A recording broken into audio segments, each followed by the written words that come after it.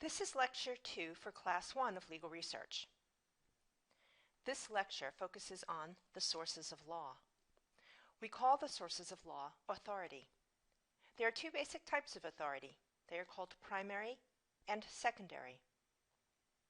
It's important to know the difference between the two because the way you use them and how they interact will affect your research, writing, analysis, and advocacy. You will learn more about secondary authority in the next class, but we have something available now that will help you start categorizing materials. If you go to our library website and click on Research Guides, you can see a number of guides on how to research specific topics. Find the one called Authority Resources for Law. You will see in this guide the types of resources that are considered primary authority and secondary. Take a few seconds to look at the material here.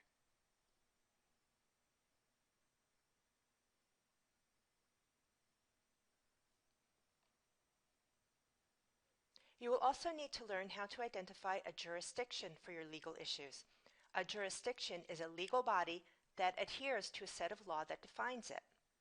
Black's Law Dictionary defines jurisdiction as a state's power to exercise authority over all persons and things within its territory. Now, do you remember from the research guide on authorities where Black's Law Dictionary is categorized? If not, you may want to go back and look at these materials again. There are three main jurisdictions: federal, state, and municipal.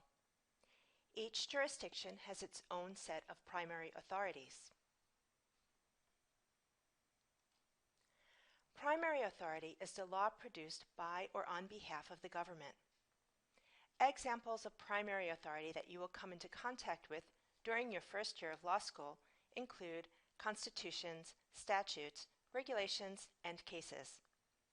Most of your work will not involve constitutional work, though it is important to understand how the constitutions of the United States determine the structure of the federal and state legal systems. The bulk of your work will be done with statutes, regulations, and case law. As you start working with these resources, you will see how they are interdependent on each other. At the federal level, the U.S. Constitution lays out the framework for which branch of government is responsible for publishing statutes and cases. There are three branches of government. The judiciary is represented by the courts. The legislature is represented by the Congress. And the executive branch is represented by the President and the federal agencies which he oversees. Article 3 of the U.S. Constitution sets out the structure of the court system and vests the judicial power in the Supreme Court and inferior courts.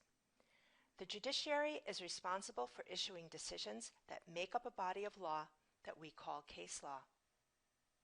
Take a moment to look at Article 3.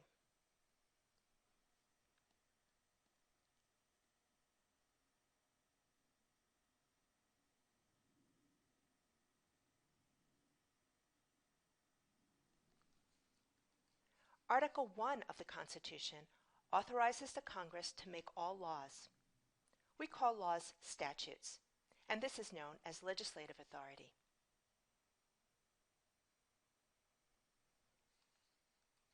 The third category of primary law is called administrative law or regulatory law. Regulations are issued by the federal agencies which are part of the executive branch of government.